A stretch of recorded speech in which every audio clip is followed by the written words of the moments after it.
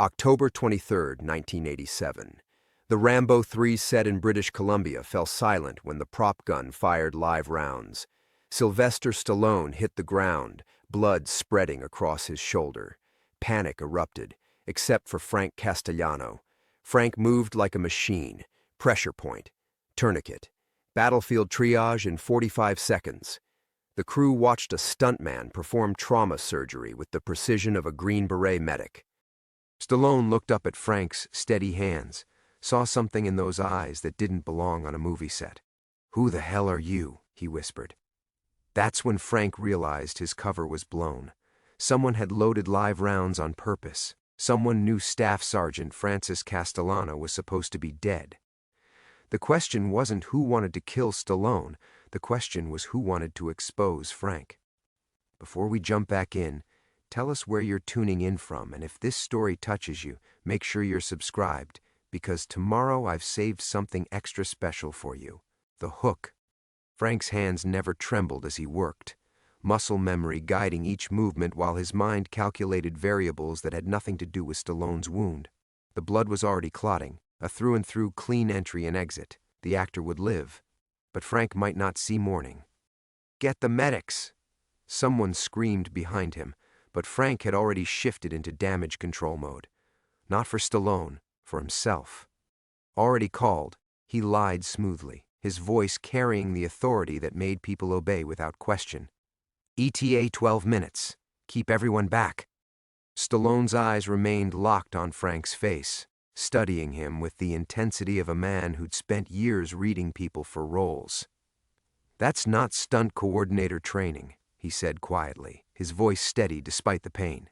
"Where'd you learn to do that?" "First aid course," Frank replied, but even as the words left his mouth, he knew how hollow they sounded. First aid courses didn't teach you to locate and compress the subclavian artery in under 3 seconds.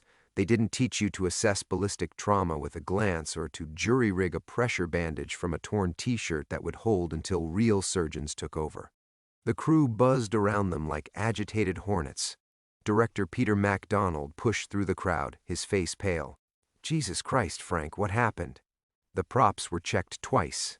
Frank didn't answer. Instead, he scanned faces, camera operators, grips, extras, catering staff. 47 people on set today. Any one of them could have swapped the blanks for live rounds. But whoever had done it wasn't trying to kill Stallone randomly. This was surgical, calculated. Someone had waited until the exact moment when Frank would be forced to reveal skills that Francis Castellano had died to bury. "The gun," Frank said to MacDonald, jerking his chin toward the Colt. "45 lying 3 feet away. Don't let anyone touch it." "Of course not. We need to preserve—" "Not for the investigation." Frank's voice dropped low enough that only MacDonald and Stallone could hear. "Because whoever loaded it might want to clean up their evidence." Stallone's eyes sharpened. "You think this was intentional?" Frank met his gaze. In 12 years of coordinating stunts, he'd built a reputation for being unflappable, methodical, almost boring in his attention to safety protocols. Now he could see Stallone reassessing everything he thought he knew about the man kneeling over him.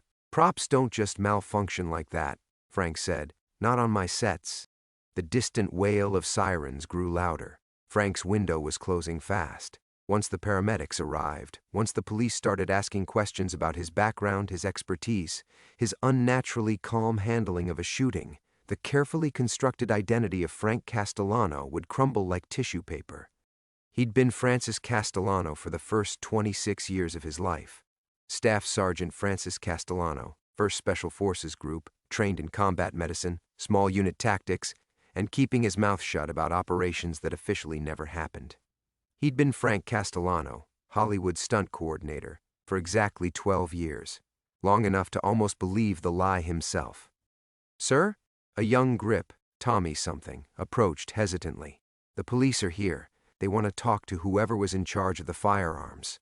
Frank nodded without looking away from Stallone's shoulder. "Tell them 5 minutes." As Tommy hurried off, Frank caught something in his peripheral vision. A figure moving against the flow of the crowd, heading away from the set instead of toward the commotion. Average height, dark jacket, baseball cap pulled low. Nothing remarkable except the timing. "I need you to listen carefully," Frank said to Stallone, his voice barely audible. "When they question you, stick to the facts. The gun went off, you went down, I helped until the medics arrived. Nothing about my competence level." "Why?" Frank finally looked away from the wound, meeting Stallone's eyes directly. What the actor saw there made him go very still. "Because Staff Sergeant Francis Castellano died in a helicopter crash in Cambodia 12 years ago. And certain people need him to stay dead." Stallone was quiet for a long moment, processing. When he spoke again, his voice carried a different weight. "How certain people?" "The kind who load live rounds into prop guns to flush out ghosts." The sirens were close now, maybe 2 minutes out. Frank made his decision. He pulled a business card from his wallet. Not his usual stunt coordinator card, but one he'd hoped never to use. Plain white, no company logo, just a phone number written in pencil. "If anything happens to me," he pressed it into Stallone's good hand, "call that number. Ask for Checkpoint Charlie. Tell them Francis says the Mekong remembers." Before Stallone could respond, Frank stood and walked toward the approaching police cars. 12 years of hiding were about to end. The only question was whether he'd live long enough to find out why. Introduction. The police interview lasted 43 minutes. Frank had counted every second, measuring time the way he'd learned in places where 30 seconds could mean the difference between extraction and execution. Detective Maria Santos asked the predictable questions. When had he last checked the weapon? Who had access to the props? Did he have any enemies on set? And Frank gave her the expected answers. Professional, cooperative, concerned. She didn't ask about the battlefield dressing technique he'd used on Stallone, or why his hands had remained perfectly steady while everyone else fell apart. Small mercies. "We'll need you to stay available," Santos said, closing her notebook. "This is going to be a media circus." Stallone getting shot on a movie set? Every reporter in LA is already calling. "Of course." Frank shook her hand, noting the callus on her trigger finger. "Ex-military, probably Marines based on her posture. Whatever you need." But as he walked back to his truck in the studio parking lot, Frank wasn't thinking about reporters or investigations. He was thinking about Elena. Elena Vasquez lived in a small house in Burbank with yellow roses climbing the fence and wind chimes that sang in 3 different keys when the Santa Ana winds blew through the valley. She worked as a seamstress for Western Costume Company, her fingers creating magic with fabric and thread, transforming actors into cowboys and soldiers and kings. She hummed while she worked, old Mexican lullabies her grandmother had taught her, and she made coffee so strong it could wake the dead. Frank had met her 18 months ago when she'd been hired to repair a Civil War uniform that had been shredded during a particularly enthusiastic battle scene. He'd brought the costume to her shop expecting a simple transaction, but Elena had looked at the torn fabric like it was a wounded animal that needed healing. Her concentration had been absolute, reverent almost, as she'd examined every ripped seam and missing button. "This uniform," she'd said without looking up, "it tells a story. Someone wore this into battle thinking of home, thinking of people they loved. The least I can do is put it back together with the same care." That's when Frank had known he was in trouble. Now, as he drove through the canyon roads toward her house, Frank's hands finally began to shake. Not from the shooting. He'd processed that kind of violence decades ago, but from the certainty that after tonight, he might never see Elena's smile again, never taste her coffee, never fall asleep to the sound of her breathing beside him. The sun was setting behind the Hollywood Hills, painting the sky the color of old blood. Frank parked outside Elena's house and sat in the truck for a moment, memorizing details. The way the porch light caught the silver threads in her wind chimes, the sound of her television through the open window. She always watched the evening news while she worked. The scent of jasmine blooming in her garden, sweet and heavy in the evening air. He'd told Elena he was a stunt coordinator who'd grown up in Cleveland, that his parents were dead, no siblings, no complicated history. She knew he had nightmares sometimes, thrashing, sweating episodes that left him hollow-eyed in the morning, but she'd never pressed for explanations.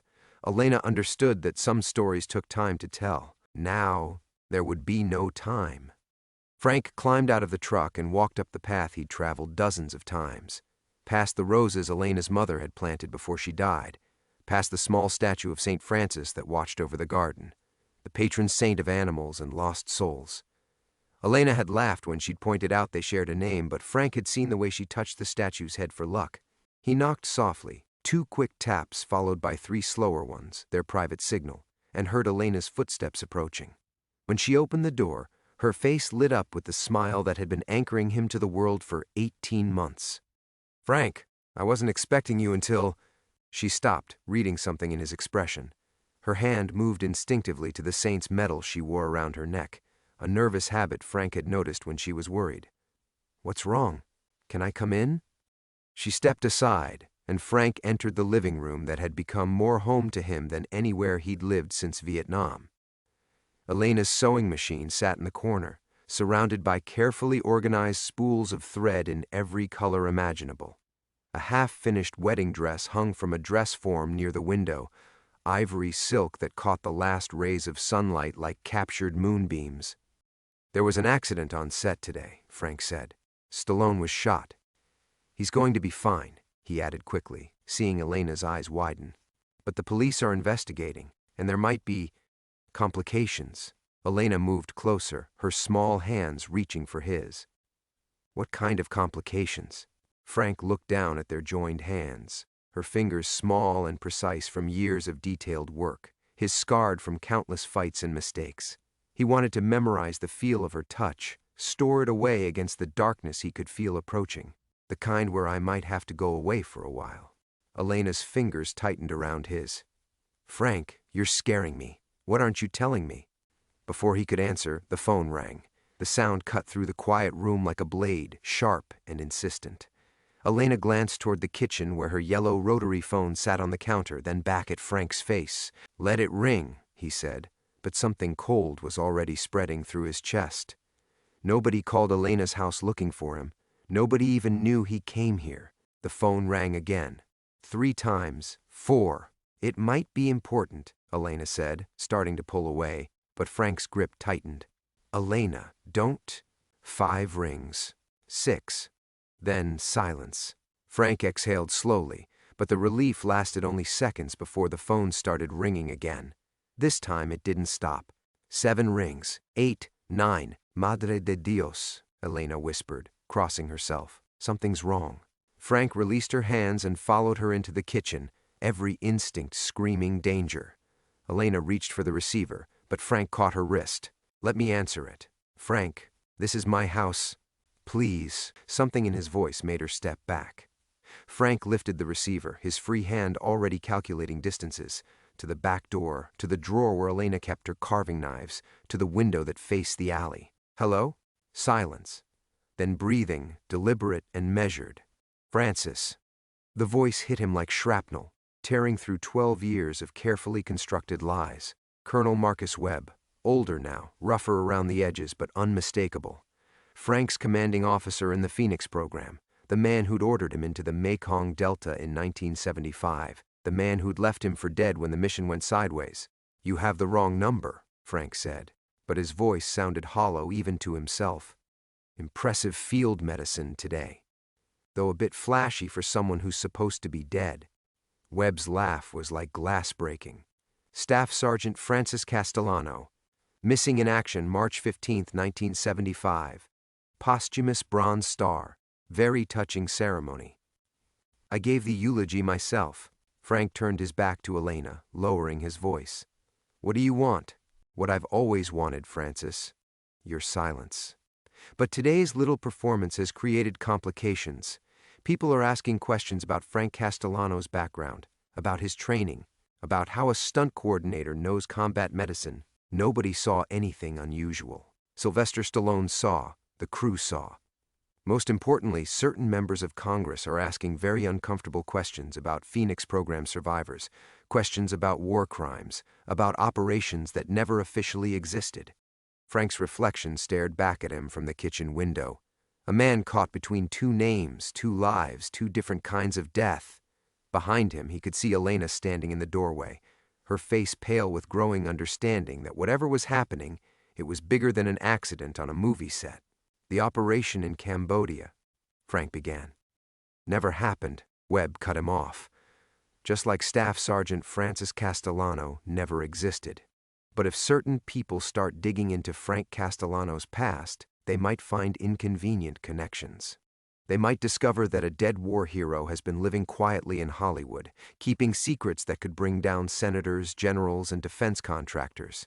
Frank's reflection wavered as his breath fogged the glass. You loaded that gun. I prefer to think of it as a field test. You passed, by the way. Still have those excellent reflexes. Still can't resist playing hero. Webb's voice turned cold. But heroes have a way of dying young, Francis. Especially heroes who know too much. What do you want? Frank repeated. Tomorrow morning, you're going to discover that your girlfriend's immigration status is problematic. Seems there are discrepancies in her paperwork, questions about how she really got to this country. Elena Vasquez could find herself deported very quickly, unless she has someone with influence looking out for her. Frank's blood turned to ice. He looked at Elena, who was twisting her saint's medal between nervous fingers, and felt something break inside his chest. Webb had done his homework. He knew exactly where to apply pressure. You touch her. I don't need to touch her, Francis. I just need you to remember who you really are. Staff Sergeant Francis Castellano died in Cambodia because he saw things he shouldn't have seen. Frank Castellano needs to die in Los Angeles before he says things he shouldn't say. The line went dead. Frank stood frozen with the receiver in his hand, listening to the dial tone while his carefully constructed world crumbled around him. 12 years of Frank Castellano, the boring stunt coordinator, the reliable craftsman, the man who deserved Elena's love, evaporated like morning fog. When he finally turned around, Elena was watching him with dark eyes that had seen enough heartbreak to recognize it in someone else's face. That wasn't about a movie set accident, she said quietly. Frank hung up the phone and looked at the woman who had become his anchor, his redemption, his reason for believing that Francis Castellano's sins might someday be forgiven. No, he said, it wasn't. Elena wrapped her arms around herself, suddenly cold despite the warm evening air drifting through the open window. Who was that man? Why did he call you Francis? Frank moved away from the phone, his mind racing through possibilities, none of them good. Webb hadn't made idle threats in Vietnam, and 12 years hadn't made him any less dangerous. If anything, time had given him more resources, more connections, more ways to destroy what little Frank had managed to build. I need you to pack a bag, Frank said, avoiding her question. Just essentials. We can stay at... No. Elena's voice cut through his planning like a blade. I'm not running from shadows, Frank. Not until you tell me what's happening. Frank looked at her standing in the kitchen doorway, backlit by the warm glow of her sewing room, and felt the familiar weight of choosing between truth and protection. He'd spent 30 years learning that the two rarely coexisted. The man on the phone, we served together, a long time ago. In Vietnam? Frank nodded, surprised she'd guessed. He'd never told her about his military service, but Elena had sharp eyes. She'd probably noticed the way he moved, the way he checked exits, the way certain sounds made him go rigid in the middle of the night. What does he want? For me to disappear. Elena stepped closer, her dark eyes searching his face. And if you don't? Frank's silence was answer enough. She crossed herself again, lips moving in what might have been prayer. When she spoke, her voice was steady despite the fear he could see building behind her eyes. This is about more than an old soldier looking for his friend. Elena. My first husband was killed by men who wanted him to stay quiet about things he saw at the factory. Men who made phone calls in the middle of the night and knew things about our family they shouldn't have known. Her hand moved to her saint's medal, worrying the small silver disc between her fingers. I know what dangerous silence sounds like. Frank felt something crack open in his chest. Elena had never spoken about her first husband's death, beyond saying it had been an accident. Now he understood why she'd recognized the weight in his nightmares, why she'd never pushed for stories he wasn't ready to tell. This is different, he said. These people, they have reach, government connections. They can make problems with paperwork, with immigration status. So they've already done their research. Elena's laugh held no humor. Of course. They know I came here with tourist visa that expired 6 years ago. They know I've been working without proper documentation, sending money to my mother in Guadalajara. She shrugged with forced casualness. They know everything they need to hurt you. Frank moved toward her, but she held up a hand. No more lies, Frank. Not after tonight. Her voice carried the authority of someone who'd survived loss before. Who are you really? And who is Francis? The kitchen clock ticked into the growing silence. Outside, a dog barked somewhere in the distance, and Frank could hear the evening news continuing its cheerful recitation of the day's tragedies from the living room television. Normal sounds from a normal world that felt suddenly very far away. Francis Castellano died 12 years ago, Frank said finally. Officially, but not really. No, not really. Elena absorbed this, her seamstress fingers still working the saint's metal like rosary beads. And Frank Castellano is a man who wanted to forget what Francis saw, what Francis did. Frank's voice dropped lower. What Francis failed to do. And now this man, your former commander, he wants to remind you. Frank nodded, watching Elena's face for signs of fear, disgust, the moment she'd realized that 18 months of loving Frank Castellano had been 18 months of loving a ghost. Instead, she moved closer. "Show me," she said quietly. "Elena." Your hands are shaking. You keep looking at the windows like you're expecting someone to come through them. You're planning escape routes. Her dark eyes never left his face. "This isn't the first time you've had to run, is it?" Frank's hands were indeed shaking, had been since Webb's voice had torn through 12 years of careful burial. Elena reached out and captured them in her smaller ones, her touch warm and steady. "I've been Frank Castellano for 12 years, he said. "Longer than I was ever, Francis. I thought Frank was real." "Frank is real," Elena said fiercely. "The man who brings me coffee every Sunday morning is real. The man who fixed my porch light and learned to dance to my grandmother's records is real." She squeezed his hands tighter. "But Francis is real too, and he's in trouble." The phone rang again. This time, neither of them moved to answer it. The ringing stretched between them like a taut wire, each chime marking seconds that felt like hours. Frank counted. 12 rings, 13, 14, before the silence returned, heavier now, loaded with implications. "How many people have you killed, Francis?" The question hit him like a physical blow. Elena's voice remained steady, but her grip on his hands had loosened, and Frank felt the first hairline crack in the foundation he'd built with her. "Elena, the way you moved today, when Stallone was shot. Detective Santos told me you applied pressure to the wound before the paramedics could even reach him, that you knew exactly where to check for arterial damage." Her dark eyes searched his face. "That's not stunt coordinator training." Frank pulled his hands free, moving to the window where he could see the street. A sedan he didn't recognize sat parked under the broken streetlight 3 houses down. "Could be nothing, could be everything. 37, he said without turning around. The number hung in the air between them like smoke. Frank had never said it out loud before, but he'd carried the count for 12 years, adding and subtracting as memories shifted and clarified. 37 confirmed kills in operations that officially never existed, for a government that had publicly disavowed the methods even as they demanded the results. "Jesus, Mary, and Joseph," Elena whispered, and Frank heard her cross herself again. Some were combat, clean kills, enemy soldiers who were shooting back. Frank's reflection stared back at him from the window, a stranger's face carrying a dead man's confessions. Others were different. The Phoenix program. It wasn't a question. Frank spun around, shock replacing calculation. Elena stood with her arms wrapped around herself, her saint's metal catching the kitchen light like a small shield against the darkness they were discussing. "How do you—" "My cousin Miguel. He was in the army, stationed in Saigon until 1973. He came home talking about shadow operations, about soldiers who didn't exist hunting Viet Cong sympathizers through the villages." Elena's voice carried old pain, family stories shared in whispers. "He said they called themselves Phoenix. He said they did things that weren't supposed to happen in a war America was supposed to be leaving." Frank felt the walls closing in, not just the physical walls of Elena's kitchen, but the carefully constructed barriers he'd built around Francis Castellano's memories.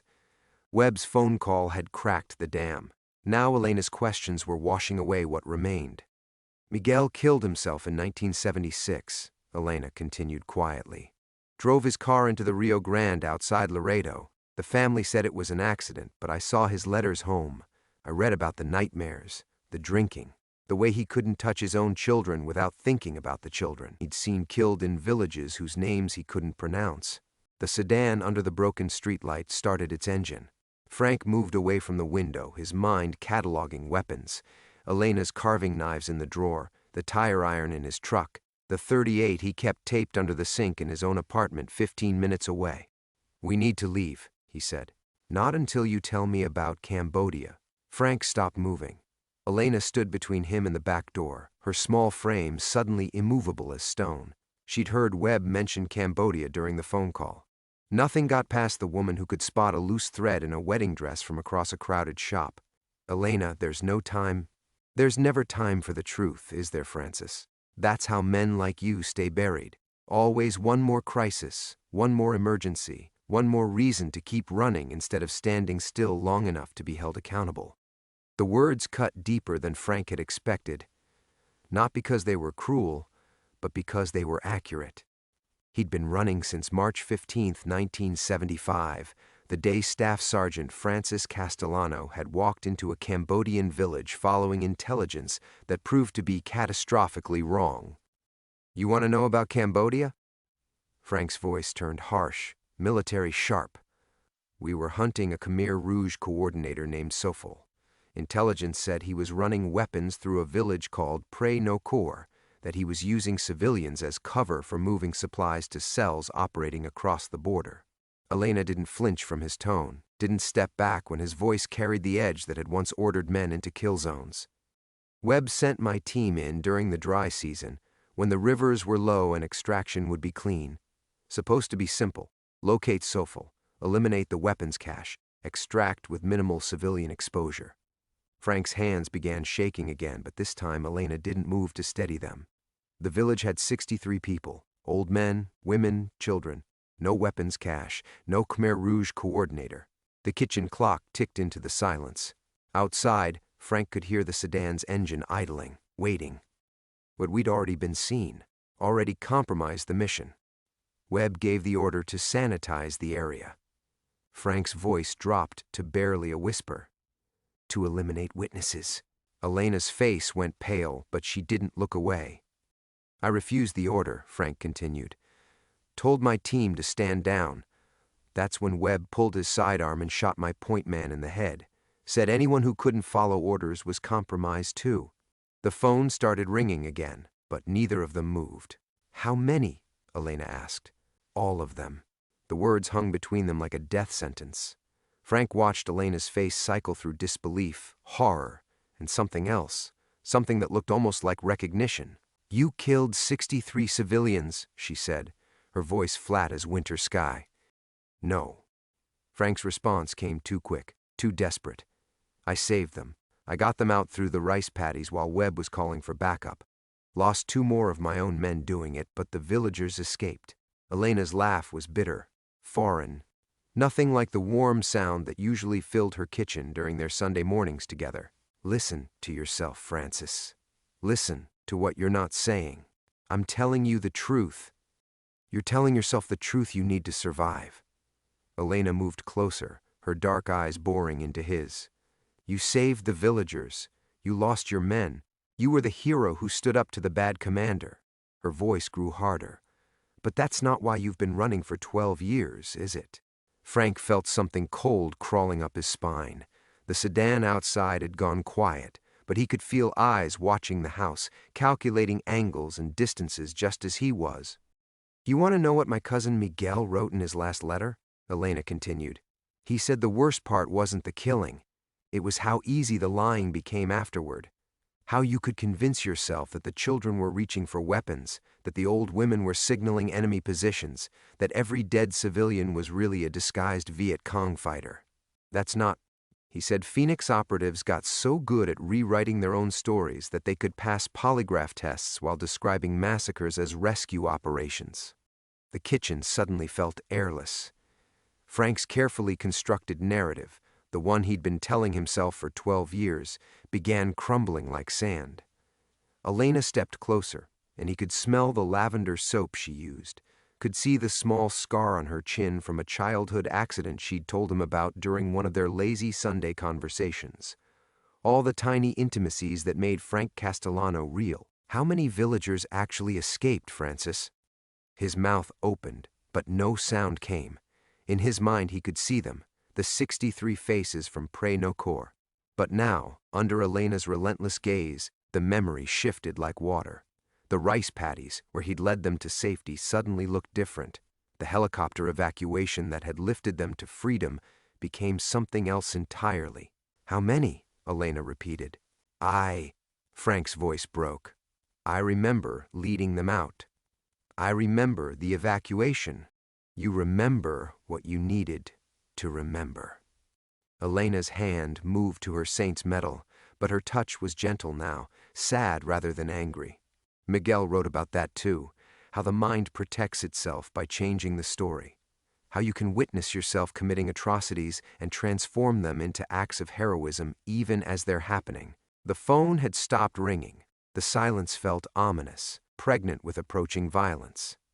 Webb shot my point man, Frank whispered, grasping for the one solid detail in the dissolving memory. Jenkins. He shot Jenkins for refusing orders. Did he? Or did you shoot Jenkins to show the others what happened to soldiers who wouldn't follow orders?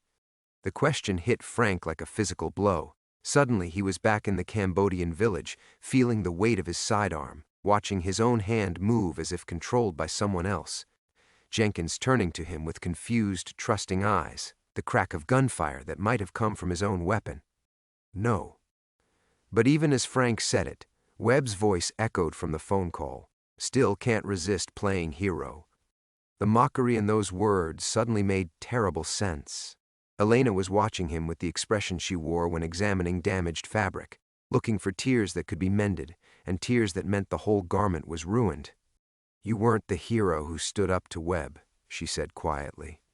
You were Webb's most reliable killer. That's why you're still alive when your whole team is dead. That's why he's calling now instead of just having you shot. Frank's legs nearly gave out. He caught himself against the kitchen counter, his reflection in the window showing him the face of a stranger. Not Frank Castellano, the steady stuntman who deserved love. Not Francis Castellano, the tragic hero who died trying to save innocence. Someone else entirely. He needs you to remember who you really are, Elena continued, her voice carrying the weight of someone who'd loved liars before. Not the fantasy Francis who saved villagers, but the real Francis who eliminated witnesses. Because somewhere out there, someone's asking questions about Cambodia, and Webb needs his best killer to make sure those questions stop. Outside, car doors slammed shut. Heavy footsteps approached the front porch. Webb's voice drifted through the darkness. Time to come home, Francis. Frank's hand moved instinctively toward the kitchen drawer where Elena kept her carving knives, muscle memory overriding 12 years of careful civilian conditioning. But Elena caught his wrist, her seamstress fingers surprisingly strong. No, she whispered, not in my house. Webb's footsteps circled the porch like a predator testing boundaries.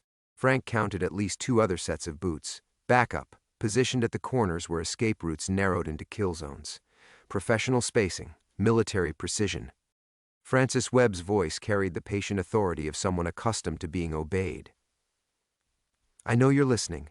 We need to talk. Elena's grip tightened on Frank's wrist. In the kitchen light, he could see the pulse jumping in her throat, rapid and bird-like. But her voice remained steady when she spoke. Is this how it ends?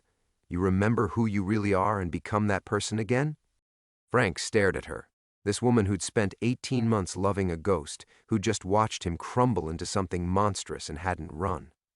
The kitchen around them felt sacred suddenly. Her grandmother's cross on the wall, the coffee cup still sitting in the sink from this morning's breakfast, the small domestic altar they'd built together without realizing it. I don't know, he whispered. I don't know who I really am anymore. That's the point. Elena released his wrist, but didn't step away. He's not here to kill you, Francis. He's here to give you back your real face, the one you've been hiding from. A sharp knock rattled the front door. 3 precise raps, then silence. Elena Vasquez, Webb called out, and Frank's blood turned to ice water. Born in Guadalajara, 1952, arrived in Los Angeles on a tourist visa, July 1981, currently employed at Martinez Bridal on Sunset Boulevard, despite lacking proper work authorization. Elena's hand moved to her saint's medal, but her feet stayed planted. He's done his homework. Your mother Maria still lives at 447 Calle Hidalgo. Your sister Carmen works at the American consulate in Mexico City. Webb's voice carried the casual precision of someone reading from a file. Funny how visa applications can get lost in bureaucratic shuffles. How workplace raids can target specific establishments. Frank felt the familiar weight of other people's safety pressing down on him. This was Webb's specialty, finding the pressure points that made good people do terrible things. Family, home, the fragile structures that made civilian life worth protecting. Don't, Elena said, reading his face. Don't you dare sacrifice yourself to save me from consequences I chose when I stayed. Elena, you don't understand. I understand perfectly. Her dark eyes blazed with something Frank had never seen before. Not fear, but fury. You think I haven't been waiting for this? You think I didn't know that loving a man with nightmares and no past meant this day would come? Another knock, harder this time. The choice isn't whether to protect me, Francis. The choice is whether you're going to walk out that door as Frank Castellano, or as the man who executed 63 civilians in a village that officially doesn't exist. The words hit him like bullets. Frank could feel Francis rising inside him, cold, efficient, capable of making the hard choices that kept operations clean. It would be easy to open the door, to slide back into the skin Webb had tailored for him in jungle training camps and classified briefing rooms. There's a third option, Frank said quietly. Elena's eyebrows raised in question. Neither Frank nor Francis walks out that door. Understanding dawned across her features. She stepped back, crossing herself quickly. No, absolutely not. It's clean. Webb doesn't get his weapon back. You don't get punished for loving the wrong man. And I don't get to choose. Elena's voice cut through his reasoning like a blade. You're doing it again, Francis. Making decisions for other people because you think you know what they can and can't handle. The front door creaked as someone tested the lock. Maybe that's who I really am, Frank said. Maybe I'm the man who decides who lives and dies, who stays and goes, who gets protected and who gets sacrificed. Maybe Webb's right. Maybe I never stopped being his best killer. Elena moved toward him then, closing the distance between them until he could see the gold flecks in her brown eyes, could smell the lavender soap that had become the scent of Sunday mornings and safety. Or maybe, she whispered, you're the man who gets to choose who he becomes next. The lock clicked. The front door swung open on well-oiled hinges. Webb stepped into Elena's living room like he owned it, his silver hair catching the lamplight, his smile as patient as cancer. Behind him, two younger men in civilian clothes took positions that blocked the front windows and the hallway to the bedrooms. Hello, Francis, Webb said, his voice carrying 12 years of anticipation. Ready to come home? Frank stepped forward, placing himself between Elena and the three men, his body moving with muscle memory that predated his civilian life. Webb's smile widened, recognizing the shift in posture, the way Frank's hands positioned themselves for action. There he is, Webb said softly. I was beginning to think Francis had died in that Bangkok safe house after all. What do you want, Colonel? The military rank slipped out before Frank could stop it. Webb had been promoted since Cambodia, the massacre at Prey Nokor apparently a career enhancement rather than a liability. Senator Morrison is asking uncomfortable questions about Phoenix operations, specifically about villages that were supposed to be evacuated but somehow ended up as body counts. Webb's pale eyes never left Frank's face. The Cambodian government is being remarkably cooperative in sharing mass grave locations with international investigators. Elena's sharp intake of breath cut through the tension. Frank felt her hand brush against his back, a reminder of everything he stood to lose. Prey Nokor? Frank asked. Among others. But Prey Nokor is the one with surviving witnesses. The words hit Frank like shrapnel. Impossible. There were no survivors. Actually, there were. Webb pulled a manila folder from his jacket, spreading photographs across Elena's coffee table with the casual precision of a dealer arranging cards. Rice farmers working the paddies a mile east. They heard the helicopters, the gunfire. Curious people, farmers. They investigated after we left. Frank moved closer, his training overriding caution. The photographs showed excavated earth, scattered bones, fragments of fabric that might once have been children's clothing. Elena appeared beside him, her face draining of color as she saw the evidence of what 63 people became when Frank's false memories finally crumbled. They're testifying to Morrison's committee next month, Webb continued, describing American soldiers executing civilians. One farmer even sketched faces he remembered. Remarkably good artist for someone with a third-grade education. Webb produced another photograph, a pencil drawing of a young soldier with Frank's jawline, Frank's eyes, Frank's mouth giving orders while bodies fell behind him. The artist had captured something in the expression that made Frank's stomach clench. Not the face of a man following orders, but of someone who had found his calling. "You enjoyed it," Elena whispered, staring at the sketch. "Dear God, you actually enjoyed it." The words should have felt like accusations, but instead, they felt like remembering. Frank could suddenly recall the weight of his rifle, the clean efficiency of headshots, the way his pulse had steadied rather than quickened as the count climbed. He'd been good at killing, better than good. He'd been an artist. "The committee hearing is in 3 weeks, Webb said. "The farmers disappear before then, or everyone who was in that village becomes a liability, including the commanding officer who filed the after-action report claiming successful evacuation of friendly civilians." Frank understood. Webb had covered for him 12 years ago, had falsified records to protect them both. Now that protection had become a noose around both their necks. "What's the mission?" "Simple extraction. 3 targets, rural location, minimal security. You handle the farmers, I handle Morrison's committee files. Clean slate for everyone." Elena stepped back from both men, her hand clutching her saint's medal like armor. "You're talking about murdering the only people who can tell the truth about what you did." "We're talking about protecting national security," Webb replied smoothly, "about ensuring that classified operations remain classified." "No." The word came from Frank's mouth, but he wasn't sure which version of himself had spoken. "I won't kill witnesses to protect lies." Webb's expression didn't change, but something deadly shifted behind his eyes. "Francis, you seem to be confused about your position here. You're not a civilian stuntman with the luxury of moral choices. You're a special operations asset who disappeared from active duty without authorization. I'm legally dead. Death certificates can be amended, especially when fingerprints from a recent police investigation match a supposedly deceased soldier." Webb produced another photograph, Frank's booking photo from the bar fight 6 months ago, his fingerprints clear and catalogued. "Desertion during wartime carries interesting penalties, Francis, even 12 years after the fact." Elena moved toward the kitchen, her steps careful and deliberate. Frank could see her calculating distances, exits, weapons. The woman who sewed wedding dresses was disappearing, replaced by someone harder and more practical. "But there's still the third option," Webb continued. "The one you were considering before I arrived. Very permanent, very final. Also very inconvenient for everyone you'd leave behind." Frank felt the trap closing around them. Webb had always been thorough, had always planned 3 moves ahead.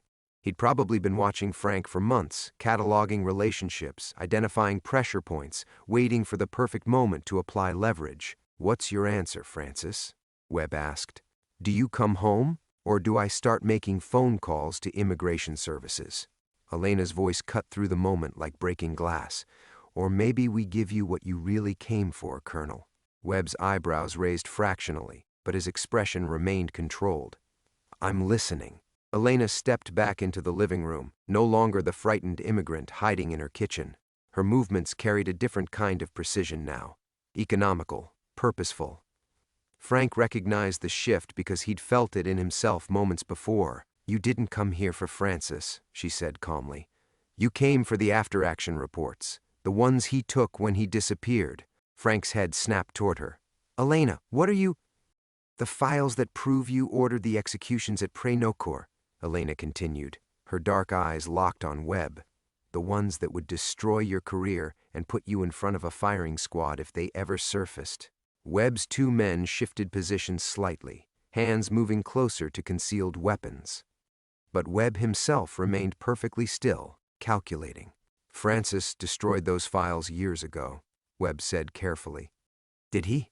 Elena moved to the mantelpiece, her fingers tracing the edge of a framed photograph of her grandmother, a man who spent 12 years building a false identity, who kept fake papers and emergency cash hidden throughout Los Angeles. You really think he wouldn't keep insurance? Frank stared at her, understanding flooding through him like cold water. She'd known. Somehow, through 18 months of sharing his bed and his nightmares, she'd known exactly what he was carrying. Show him, Elena said quietly. Frank's hands moved without conscious thought, muscle memory guiding him to the loose floorboard beneath Elena's china cabinet. His fingers found the waterproof case he'd hidden there during their second week together, when trust was new but paranoia was older. Inside, photographs of Webb's handwritten orders, copies of classified communications, radio transcripts that detailed the systematic execution of civilians, and Webb's signature on documents authorizing the cover-up. Webb's face didn't change, but Frank could see the calculation behind his eyes shifting. The mission parameters had just altered dramatically. Impressive, Webb said finally. But you're assuming I need those files more than I need Francis. Actually, Elena said, I'm assuming you need Francis to disappear permanently, along with anyone who might have seen those files. The pieces clicked into place with terrible clarity. Webb hadn't come to recruit Frank back. He'd come to eliminate the last living witness to Prey No Core. The job offer, the threats about immigration, even the farmer's testimony, all theater designed to get Webb close enough for a clean kill. You're going to murder us both anyway, Frank said. The farmer's testimony is fabricated, Elena added. Probably your people, feeding the committee false information to justify hunting down the real witnesses. Webb's smile returned, colder now. Very good. Though you're missing one detail, which is, the bar fight 6 months ago wasn't random. My men have been monitoring Francis for 2 years, waiting for him to build something worth destroying. The arrest, the fingerprints, all orchestrated to establish legal grounds for bringing him back into custody. Frank felt the walls of the trap closing tighter. Even his attempts at normal life had been manipulated, used against him. So what happens now? Elena asked. You kill us, destroy the files, and Francis Castellano disappears forever? Home invasion, Webb said matter-of-factly. Drug dealers probably. Wrong address. Very tragic. The neighbors will remember how quiet and normal you both seemed. Frank's hand moved toward the hidden knife Elena kept behind the picture frame, the one she thought he didn't know about. But Webb's men were already moving, flanking positions that eliminated escape routes. Then Elena did something unexpected. She laughed. You really don't understand women, do you, Colonel? Before Webb could respond, Elena's hand found the small tape recorder hidden behind her grandmother's photograph. The device that had been running since Webb first walked through the door. Miguel wasn't my cousin, she said calmly. He was my handler, DEEA. I've been documenting Francis for 18 months, waiting for you to surface. The room exploded into motion. Webb's men drew weapons as Frank lunged for the nearest cover.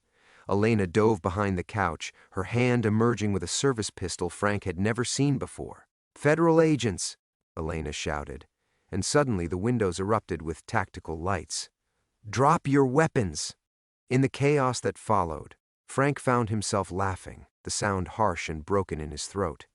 After 12 years of running, after building and destroying identities, after falling in love with what he thought was another broken soul hiding from the past, he'd walked into the most perfect trap ever constructed. The woman who had loved him back to something approaching human had been hunting him all along. As Webb's blood pooled across Elena's grandmother's rug, as sirens wailed in the distance, Frank closed his eyes and finally stopped running. The man who had been Francis Castellano was dead. Frank Castellano had been an illusion. What walked out of that house in handcuffs was someone else entirely, someone who would spend the rest of his life learning to live with the weight of 63 graves and the memory of 18 months when love had felt real enough to believe in, even if it had all been performance.